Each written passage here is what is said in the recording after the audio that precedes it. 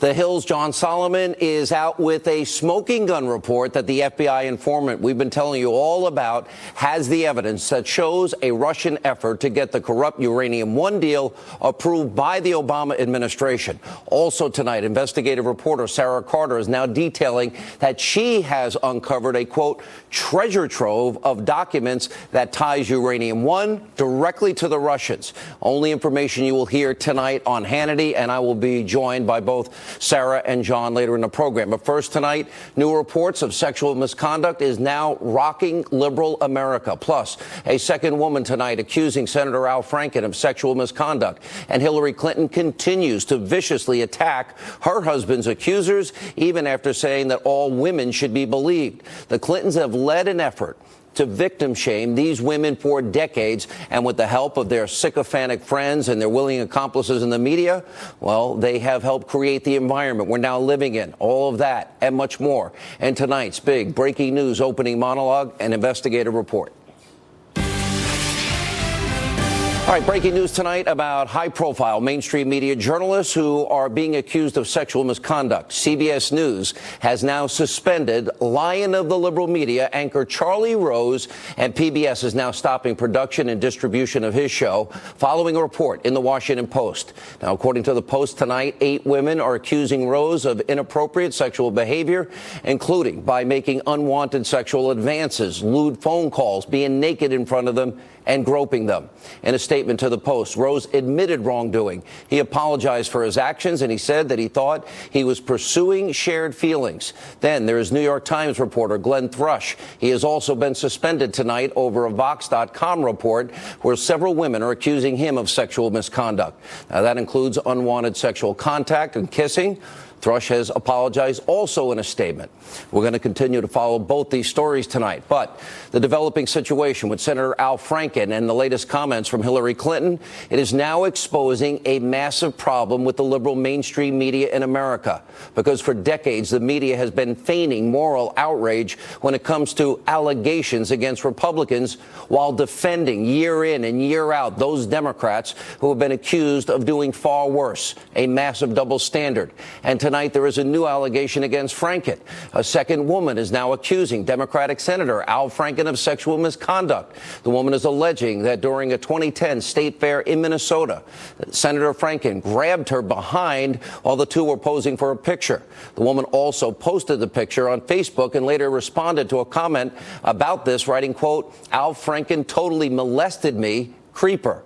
Now, keep in mind, this is 2 years into Franken's first term as a U.S. senator. Now, Senator Franken is responding to the latest allegations by saying, well, he takes thousands of pictures with people. He doesn't remember this specific incident. And Senator Groper added that he feels badly that the woman felt disrespected by their interaction. Now, we did reach out to Senator Franken for a statement, but his office shockingly refuses to get back to us. Unfortunately, none of this should really be all that surprising. This is the same guy who made jokes, nobody else in the media will talk about it, about drugging and raping women. Joke? Who does this? And last week, Franken was accused of sexual misconduct by radio host Leanne Tweeden. And Tweeden revealed explosive information about Senator Franken last week. According to her, during a 2006 USO tour, Franken forcibly kissed her while supposedly rehearsing a skit backstage. There's also this photo of Franken groping Tweeden while she was asleep on a flight. Now, Leanne Tweeden says she didn't even know that happened until after she got home and started looking through pictures of that trip. Franken did issue an apology, but claims he doesn't remember the kissing incident backstage. Senator Franken is also being accused of harassing yet another woman, Melanie Morgan, radio TV personality, co-founder of the website Media Equalizer. She's accusing Franken of harassing her on the phone. This allegedly happened after they got into an on-air argument during an appearance on Bill Maher's old show Politically Incorrect back in 2000. And Melanie Morgan says she had to threaten to call the police to get Franken to stop, which he did. Now, despite all of that, some members of the media, well, they're making excuses for Al Franken, even tonight. Take a look. There's a new report that Senator Al Franken grabbed a woman's behind at a fair back in 2010. He says he doesn't remember doing it. We're going to start to go after everyone in every power industry for something like a butt slap. I'm worried that there's going to be no one left running anything. Yeah, that may be true. To ask him to resign, I don't know if that's the appropriate response either. I mean, no senator has been asked to resign ever. We've also, I think, unfortunately, slowly slid culturally into a moment when forgiveness is now married to ideology. If you're a conservative, and Bill Clinton, or Al Franken, get him out or get her. Right. He took a picture, which his office now says was a joke, that showed him potentially not actually groping, but mock groping her. She also published a picture that was given to her of her asleep with Senator Franken mock groping her. Excuse me, in the case of Leanne Tweeden, there's the evidence. It's all there. Franken's not even denying it. It just shows how low the mainstream media, Democrats, are willing to go to defend people that suit their ideology, like Franken. And what the mainstream media won't tell you is that Franken has been sick and twisted for years. For example, he was on Saturday Night Live, 1995. He suggested a skit about drugging and raping Leslie Stahl of 60 Minutes. He said, quote, well, I give the pills to Leslie Stahl, then when Leslie's passed out, I take her to the closet and rape her.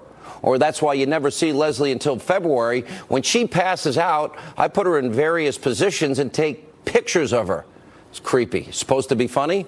And in 2000, Franken, he wrote a satirical article for Playboy magazine. The headline, Pornorama.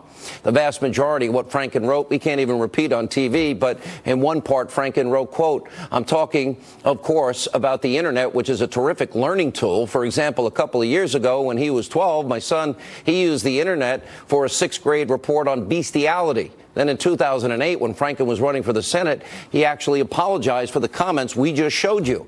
But it turns out Franken was lying. How do we know? Because in his new book, Franken says he faked the apologies in order to win votes. He writes, quote, to say I was sorry for writing a joke was to sell out my career, to sell out who I'd been my entire life, and I wasn't sorry. What I had written, Pornorama, or pitched that stupid Leslie Stahl joke at 2 in the morning, I was just doing my job. Oh, his apologies aren't real. Then there's the Clintons. Now, for those of you in the mainstream media, pay attention. Why is this important?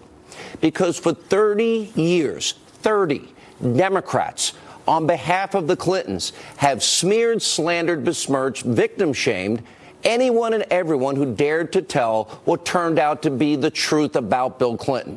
And the media has always been their willing accomplices in and out this. They have been complicit up to and including through last year. The only reason now some in the political world are finally starting to acknowledge what Clinton did is because Bill and Hillary Clinton are no longer important. So now that it's politically expedient, now that they can't hurt them, the Clintons that is, well, members of the media, even some, but only some, are only beginning to start to call out the deplorable behavior. So it's not about principle for them. It's about, well, from 1991 until 2016, the media defends the Clintons on everything, regardless of how damaging or disgraceful the allegations were. And, well, they can do it now. They can say, well, maybe it wasn't right, but I believe Juanita. Okay, well, Hillary Clinton continues to smear, slander, besmirch her husband's accuser today.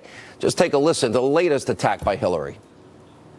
Look, I think every situation has to be judged on its own merit. I think it's unfortunate that people are either misremembering or misinterpreting history. Really? Every one of those women, they're misremembering Hillary? Well, what happened to believing, as Hillary told us in an election year, women when they do come forward? Remember this.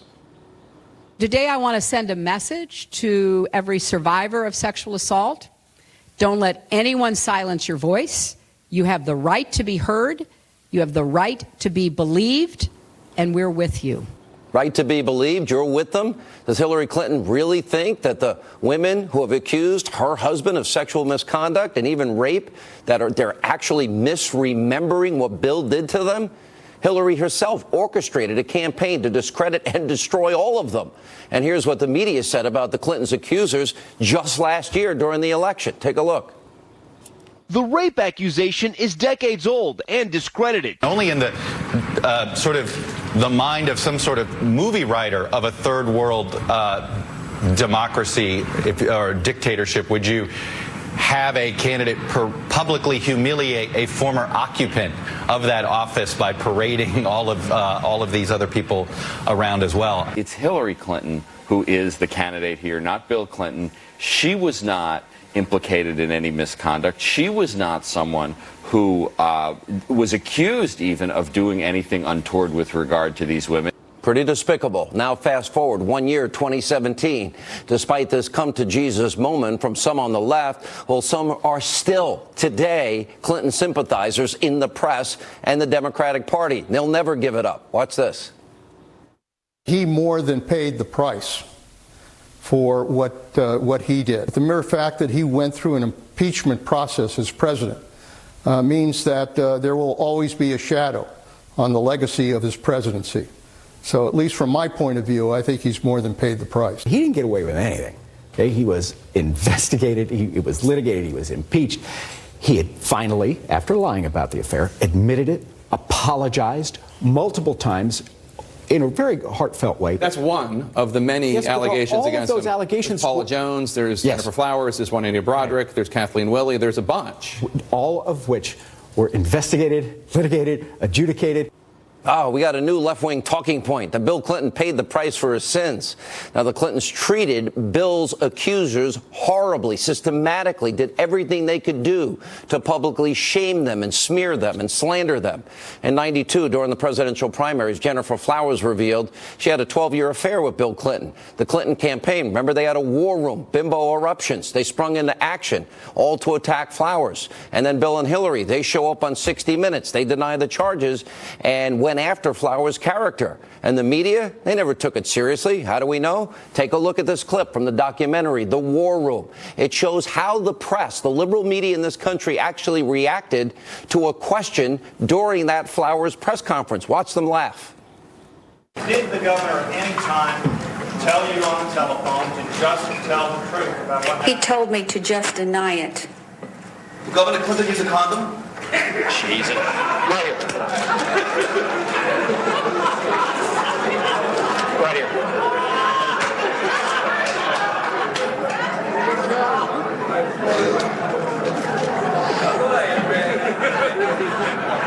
Ladies and gentlemen, we're going to put this to a stop if there are any further questions that are degrading, in my opinion, like that. That's the media laughing. What did they find so funny? Now, to further smear Flowers, Hillary told Vanity Fair the following. Well, if we've been in front of a jury, I'd say, Miss Flowers, isn't it true you were asked by the AP in June of 1990 and you said no? Weren't you asked by the Arkansas Democrat and you said no? I mean, I would crucify her. Really, Hillary? Crucify her? What happened to believing her? Women have a right to be believed.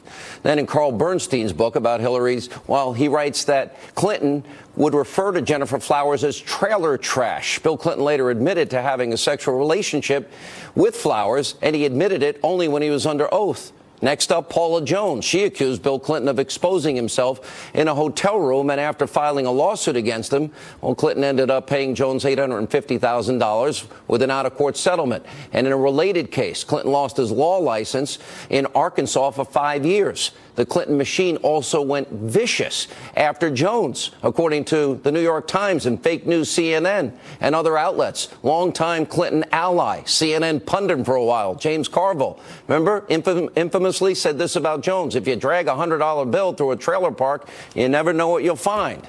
And Carville also slammed Jones by saying she only sued Clinton because of money. Then, of course, there's Monica Lewinsky, the White House intern, that had an affair with Bill Clinton. And just like the other accusers, well, Hillary had a nasty nickname for Lewinsky. According to a journal entry that was made public, Hillary's friend, Diane Blair, said Hillary called Lewinsky a, quote, narcissistic Looney Tune. Then you have Kathleen Willey. She accused Bill Clinton in the Oval Office of groping and grabbing and fondling and touching and kissing her, all against her will, while she was a volunteer at the White House. Willey later said that Hillary enabled her husband's predatory behavior. And, of course, we can't forget Juanita Broderick. She alleged that Bill Clinton raped her in 1978. Broderick also describes an encounter where Hillary tried to silence her. Well, that's who the Clintons are, who they've always been. What they did to these women is reprehensible. Clinton's 1992 presidential campaign came up with the term bimbo eruptions to describe the women who came forward and made accusations against Bill. Now, George Stephanopoulos wrote in his memoir that in '91, Hillary said, quote, "We have to destroy her," when describing one of Bill's accusers. And speaking of George, well, watch how he handled one person who threatened to leak information about Bill Clinton to the press. Watch this. What is names, addresses? I can send you a fax with names, addresses, phone numbers of who you had an affair with. It wouldn't make it true. It is completely. If you went on the radio and said that Bill Clinton is the father of an illegitimate black child, you would be laughed at. People would think you're crazy. I guarantee you that if you do this, you'll never work in Democratic politics again. Maybe you don't want to. I'm not saying it matters. You will be embarrassed before the National Press Corps. People will think, nobody will believe you, and people will think you're scummy. The alternative is you don't do it. It causes you some temporary pain with people who tomorrow aren't going to matter. And you have a campaign that understands that in a difficult time, you did something right. And, you know, that's important. I mean, it doesn't mean anything, or we can't do anything for you specifically or anything like that, but you know that you did the right thing. Yeah, Good Morning America. You'll never work again. You'll be embarrassed and blah, blah, blah. This is who the Clintons are. This is who they've been for 30 years. They're allies in the Democratic Party. They're friends in the media. They knew it. They did everything they could to cover it up and completely trash Bill's accusers up to and including last year's election. Is that inexcusable? The media also never reported that Hillary and her family foundation, I talked about it a lot last year, took tens of millions of dollars from countries that abuse women, kill gays and lesbians, persecute Christians and Jews, which is horrible. She took all that money. The Clintons literally, by taking it, endorsed that repressive behavior. They bought her silence. And the media, of course, all last year, they gave them a free pass. Now, so while it's nice to see that some on the left and in the media, well, now that the Clintons have no power, are only starting to admit how horrible the Clintons were to Bill's accusers, I argue it's a little too late. Here with reaction, CRTV host Michelle Malkin, former deputy assistant to the president, Fox News national security strategist Sebastian Gorka. I want to be very clear, Michelle. Nobody has a monopoly. There are horrible Republicans out there, horrible people in general. That's not what I'm describing here. I am describing systematically, because of politics, the Clintons were protected by the media, and they went out and just abused these women again and again and smeared them to death, even up to and including through the election last year.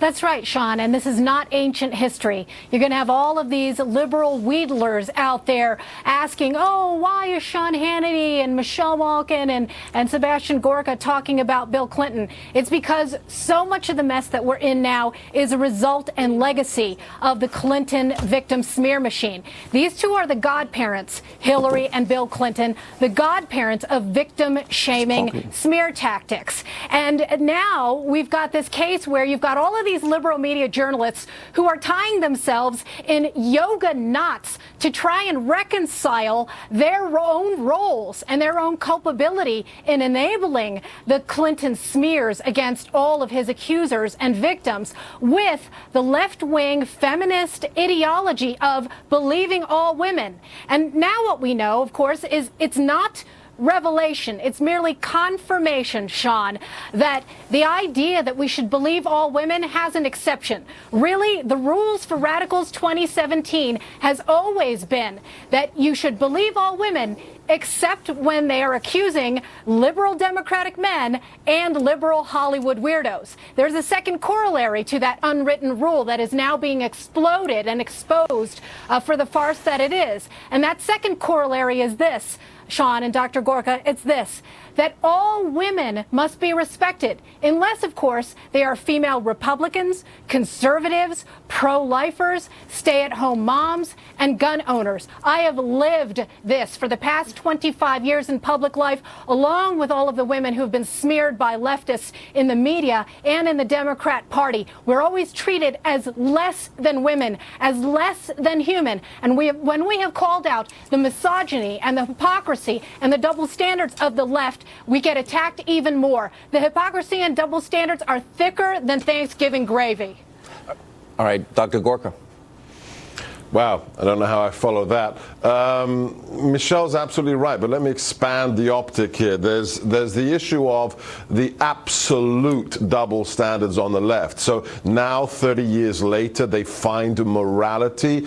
So it's okay if Al Franken admits to it, then it just disappears as an issue. You look at Bob Menendez, Senator Menendez. We're not going to cover that story, but we don't have the proof on Judge Moore, and he's the problem.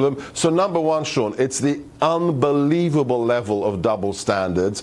But the second thing is, beyond that, it's what Cheryl Atkinson has written about in her book Smear. It's the persistent smear tactics, just making stuff up because it's politically expedient to your friends. How is it that you have all these individuals who are supposed to be journalists, but they literally manufacture stories out of nothing to attack the president? Sometimes it's trivial. You remember recently the fish feeding event in Japan, right, where they crop out that the president is actually doing exactly what his host did before. Why? Because it's expedient to make the president look bad. Or it gets far more serious. CNN is going to say that James Comey is going to counter everything the president said about the FBI investigating him or not. It goes on and on and on because it's all about politics. It's never about the truth, Sean. It's never just about journalism. All right, Dr. Gorka, we're going to keep Michelle, so I want to give you one more quick question here.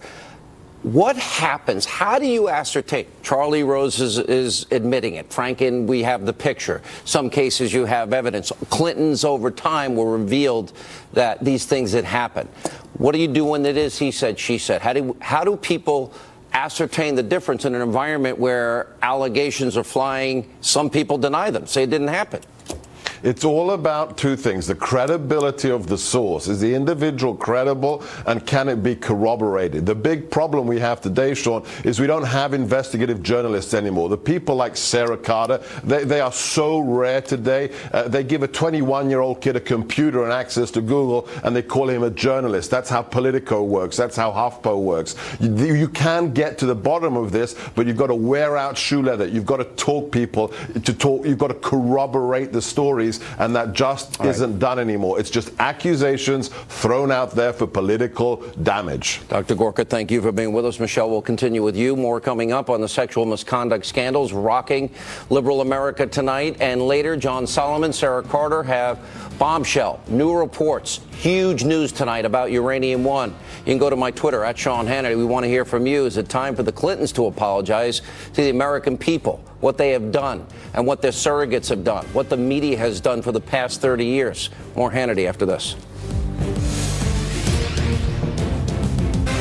And welcome back to Hannity. New allegations all across the media tonight, sexual misconduct. Joining us now with more reaction, Fox News legal analyst Greg Jarrett, trial attorney Rebecca Rose Woodland, and we continue with CRTV host Michelle Malkin. You know, in some cases you've got evidence. In some cases you have apologies and admissions. In some cases you have he said, she said. Look, take the Franken case, that picture, for example. That doesn't mean everything else that people said are true, but it speaks volumes. It speaks volumes about who makes a joke about raping and drugging people. Sure. What's funny about that? Nothing. That photograph is damning, incriminating evidence of a felony by Al Franken. This was on a military plane. That's federal government. Federal law applies. The statute is called abusive sexual contact. That's a crime? That picture is a crime? That is a crime under federal law. And the fact that she is asleep is of no consequence because the law specifically says we will presume there is no consent if the victim is asleep. Touching a woman over her clothing is still abusive sexual contact. It's a little tricky because of the statute of limitations, but the government could charge and say the statute of limitations is told or suspended until the discovery of the crime. I think America tonight, I think they're shocked by the abuse of power aspects of all of this. And I think also people trying to figure out how to, you know, what's true, what's not true. When people apologize and admit their behavior, Rose did that tonight. In the case of Franken, he seemed to admit at least some of it. How do you're an attorney, you deal with some of these cases. I do. I deal with these cases often, and I think it's very important to note that there's over 300,000 sexual harassment and rape cases a year. 90% of them go unreported. the first year, the second year. So all of these, this intense scrutiny about these women coming forward years later. Are most allegations true? Well, yes, we do find. No, I'm asking. I mean, are all of them true? Well, no, of course not. No, I mean, there's nothing that's 100% in the human race. There's always people either mischaracterizing or misunderstanding or misrepresenting. Yeah, that does happen. But in these cases, Sean, we have so many women who are coming forward. It is not a partisan issue. And I think that's so important that you've been saying that over and over. It isn't. It's not a Republican-Democrat issue. This is an issue about crimes against women. And it has nothing to do with whether or not you believe one ideology or not. And I think that's where it's becoming very disturbing. And the media and Clinton apologists continue to excuse the behavior. You played the clip of Paul Begala saying Clinton got away with nothing. Yeah, he got away with alleged rape and alleged sexual assault of Juanita Broderick and Kathleen Willey.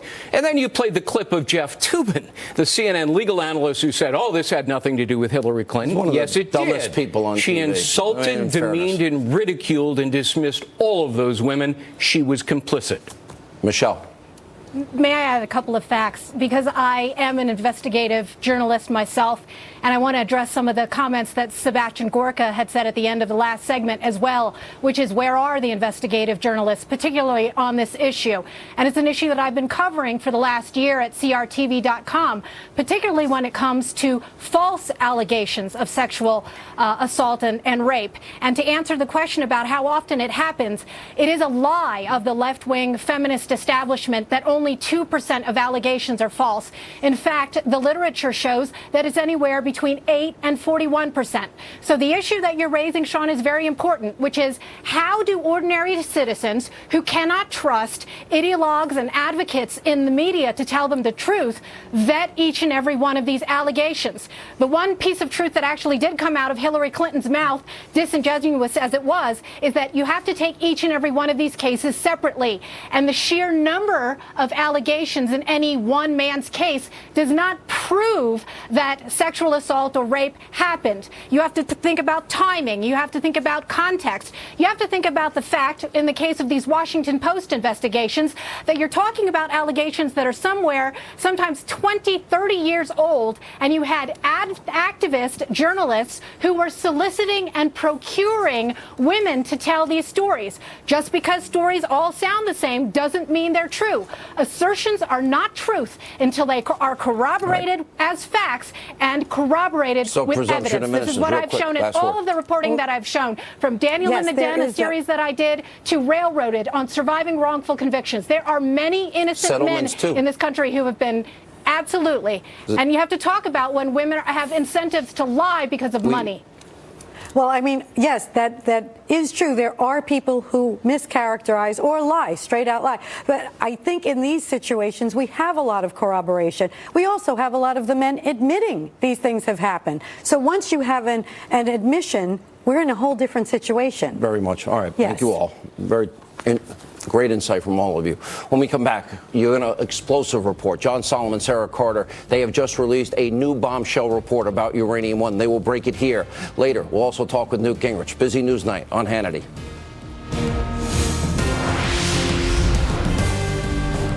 Huge breaking news tonight. The Hill's John Solomon, investigative reporter Sarah Carter, they released bombshell reports equally tonight. Solomon reporting, according to the memos obtained, the FBI informant that now has had his NDA lifted at the center of this case gathered years and years of evidence of Russia's plot to control U.S. nuclear fuel, which included the Uranium One deal. And Sarah Carter reporting that she has received a treasure trove of documents that, in fact, prove tonight the FBI informant has knowledge of Russia's involvement in Uranium One. Also joining us now is the attorney for the FBI informant, Victoria Tunsing, along with John and Sarah.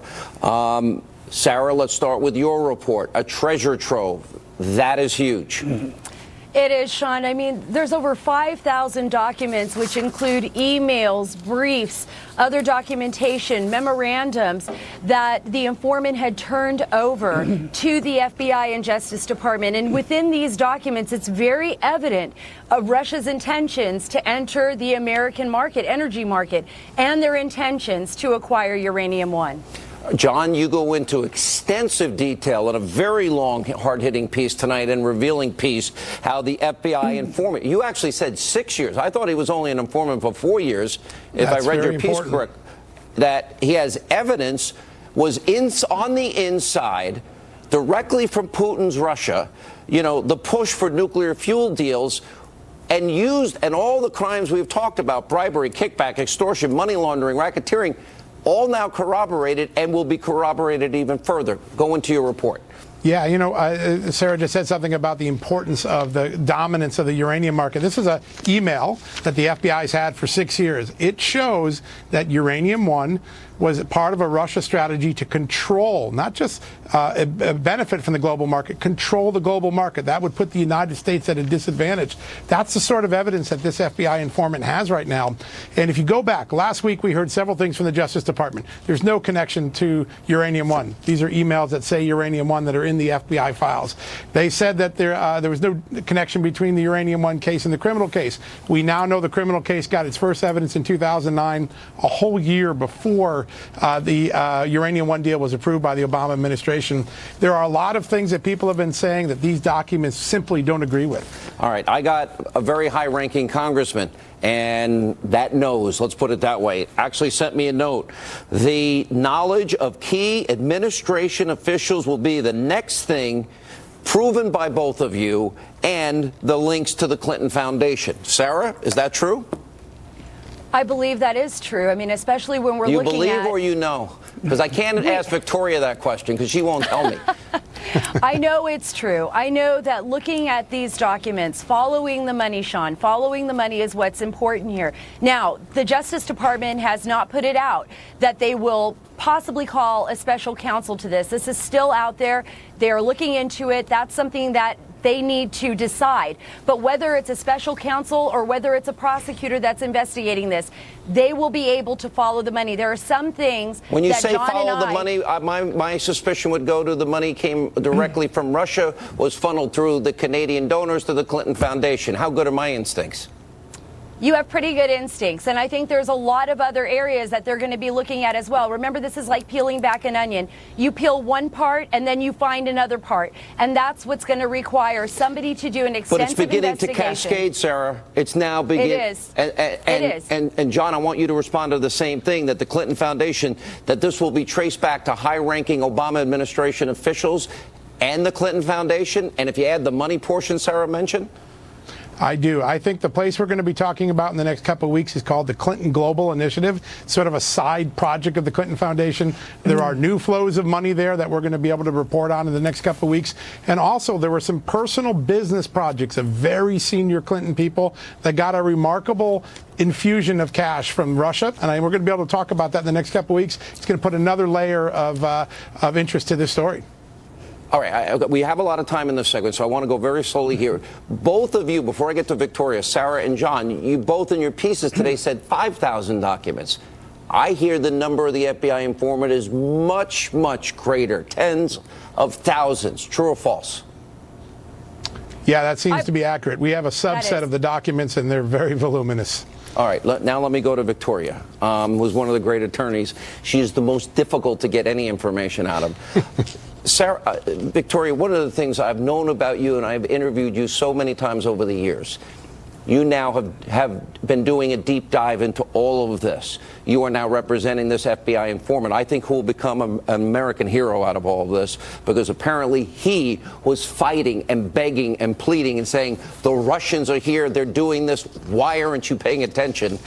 I hope my instincts are right there. And number two, how devastating legally is this going to be, based on what I was just asking Sarah and John about impacting former Obama officials, money, Clinton Foundation?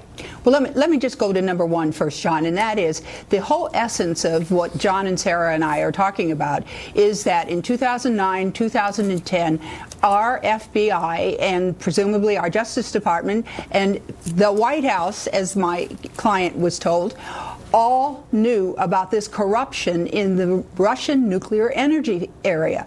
And there's no separate companies. They're all related. The Russian nuclear energy is controlled from the top, from Putin. They're all one. They all talk to each other.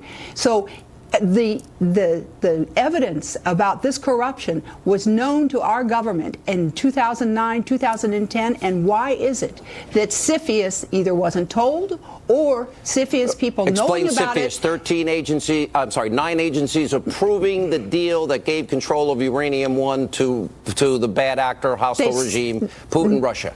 They said, the CFIUS board said that the bad Russians could buy Uranium One, which contained access to 20% of the U.S. uranium. Why was that decision made? Was CFIUS told? Did Bob Mueller go to Eric Holder and tell him? Eric Holder sat on the CFIUS board. He was one of the 9. Did Bob Mueller go to the White House and tell him? The FBI agents told my client that they were briefing the president about his conduct. So, of course, when the CFIUS decision was made, Sean, right, but back to my original question, Counselor, if I may, you're too good at your job. No. And this is a very serious point. Putting your legal hat on, objectively speaking, yes, they knew. The evidence will prove it based on the documents and your client. Crimes committed on a high level? Well, national security compromised? I think well, of course, I mean, it goes without saying, giving the Russians control of that uranium was a national security compromise. I think what we're going to have to do is continue to follow the money, because the reporting that John and Sarah are going to be doing in a few days will be revealing about where lots of the various money went and where it came from. Always we go back, and I believe at the end of this, you guys deserve a Pulitzer. And I'm not the only one thinking that. You guys have dug so deep in this. This has been a deep dive. I applaud you both.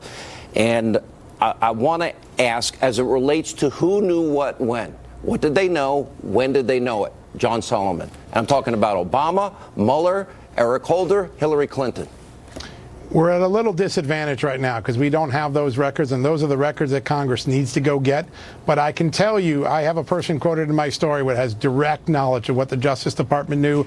And this person said, without a shred of doubt, we knew in 2009, a year before CFIUS ruled, that Rosatom was engaged in criminality. Without a shadow of a doubt, we knew that Russia was trying to gain a corner on the U.S. market, get a strong hold on our uranium. And without a doubt, we knew they were using political levers to try to get their way here. We're talking about control. Like this document says, they're trying to gain control of our market. That has to be a national security interest that should have been raised to CFIUS. Presidential daily briefings, we're told, Sarah, that's right, had this information in it before CFIUS approves this. Sean, that's what we need to find out. We need to see those presidential daily briefings. Congress can get those. They will be able to know whether or not President Obama was briefed on this. And according to a number of people that I've spoken with as well, he was. So I think that will reveal a whole other layer of who knew what, where, and when. And then we follow the money, and it will reveal even more about Hillary Clinton and what she knew and when did she know it, and the other members of the CFIUS and board. Obama, we need to find those and answers. Holder and Mueller. John, that's right. Real quick, we're running out of time. Yeah, listen, I think even Sessions and Rosenstein have questions to answer. There's people in Congress who don't think they've gotten a straight answer from them. All right, Victoria, we get the last word from you. Laws broken?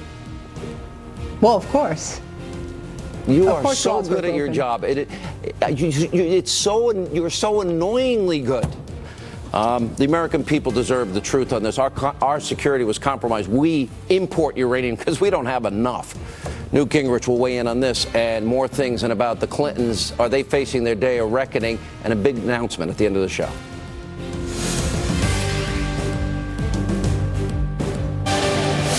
All right, joining us now as we continue on Hannity, the author of the best-selling book Vengeance, former Speaker of the House, Fox News contributor Newt Gingrich.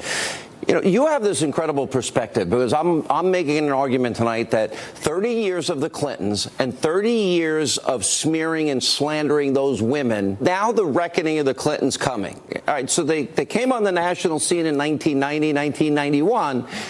And now the Clintons can't do anything for the Democrats anymore. You know, as I'm looking at them as a party, I'm saying, when is the day of reckoning? She took all this money from countries that abuse women, kill gays and lesbians, and persecute Christians and Jews. It's kind of insulting to one's intelligence, isn't it? Well, look, I think we're at a very important turning point for American culture. We've gone through a long period, what I described as the age of the Kardashians, where you could do anything, get away with anything, there's a fascinating book that contrasts the independent counsel and Bill Clinton and suggests that actually that particular investigation was when virtue died in America. Well, maybe what we're beginning to see happen is virtue coming back in America as people realize whether it's the extraordinary scale of the opioid epidemic, which the Trump administration reported on today, or the stunning amount of harassment and violation of women that we're seeing come out day after day now.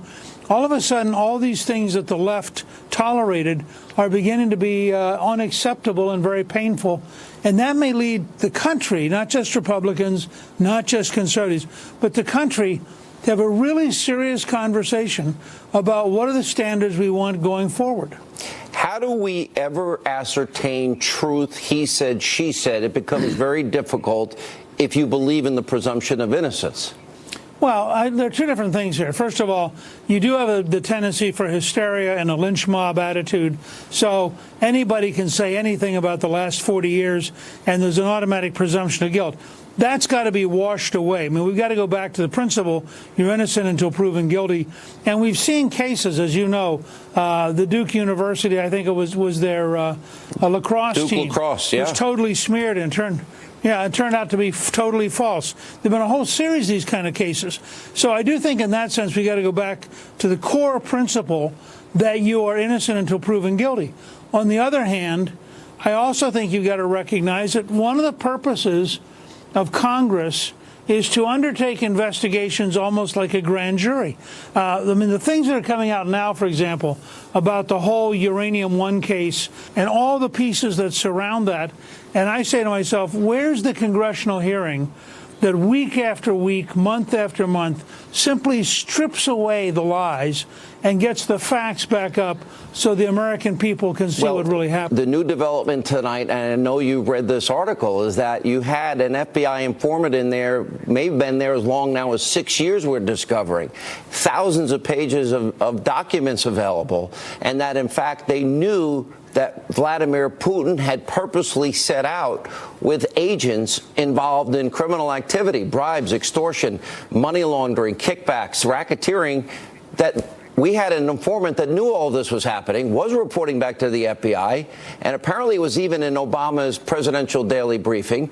This is before CFIUS ended up giving the 9 department approval, including Hillary's state and Eric Holder's justice, and allowed this deal to go through, which on the surface never made sense. 20% of America's uranium in the hands of a bad actor, a hostile regime, Putin and Russia. But let me say, first of all, they have done the most thorough, most systematic work on this. And if you take their work and that of Peter Schweitzer, who's written the book Clinton Cash, between them, they've done more to educate the country than all the congressional hearings, all the stuff being done at the Justice Department. I mean, it is appalling, the gap of serious, responsible investigation when they come up week after week with more and more stories. And I think you've been, frankly, the #1 person helping them reach the American people. And without your support of their work, they would still be basically totally unknown. But they ought to get a Pulitzer Prize for the level of investigative research they're now doing. You know, last question. So the president, while he's in China, gets these 4 or 3 UCLA basketball players out. Then the father of one of the kids makes a statement that he didn't do much. Now, you steal in China, you can go to jail for years. And so the president says, well, maybe I just should have left you there. And then I'm thinking, that's pretty ungrateful, isn't it? That the father, if it was my son, I'd say, sir, thank you for standing up for my father. I'm going to handle whatever it was they did wrong myself at home, but thank you. You know, this could have been a potential disaster in his life. Now, there are people in the corrupt news media in this country tonight that are saying what the president tweeted is racism, because he basically said, well, maybe I should have left him in jail. Well, look, that had nothing to do with their race.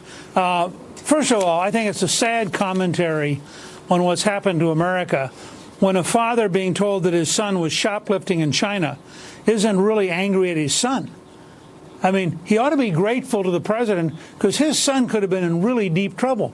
And second, if you're a UCLA basketball player, You're at a great university. You have a great future. What are you doing shoplifting? I think the people should be pretty irritated that these guys who have a privileged life, have a privileged future, have the chance for a multi-million-dollar career in the NBA, are out here, embarrassing America, looking stupid, and doing something that's totally dumb. And I'm embarrassed for that father, that he didn't have the decency to say, thank you, Mr. President. I got to talk to my kid. I clearly didn't quite certainly get things across to him. I just think this is a sign of what's sick about America, that people don't take responsibility. They don't take accountability. Now, probably Trump shouldn't have said I should have left him in jail. What he ought to say is, I wish that father had been there in jail. Let the kids come home. It's the father who's being ungrateful, thank you, not the kids. How about a simple, just thank you, sir, for what you did for my son. I'll take care of the stupidity of what he might have been involved in. Simple. All right, Mr. Speaker, good to see you. Thank you for being with us. And when we come back, a big announcement about a Hannity investigation. Let me put it this way. If you've been covering for the Clintons, you're not going to like this. Straight ahead. All right, welcome back to Hannity. Before we go tomorrow night, you don't want to miss this show. We will be exposing the biggest enablers, 30 years of Bill Clinton's predatory behavior. We're going to name names, something you'll only see right here on this show. Now, unfortunately, that's all the time we have left this evening. We make a promise to you. We will never be the mainstream, left-wing, fake news, destroy Trump media. We hope you'll set your DVR so you never miss an episode of Hannity. Now, I see in Washington, Laura Ingraham is standing by. Hello? I'm giving you 5 extra seconds. Oh, aren't you generous? Take it away. Is this the giving spirit from Thanksgiving from you? Oh, at least I don't get a turkey thrown at me. Excellent. A turkey. I'm going to give people advice on my radio show tomorrow how to deal with their psycho, Hillary-supporting Antifa, Occupy relatives. Oh, no. No, Sean, I'm going to tune in. So it's good to see you. And thanks for another great show.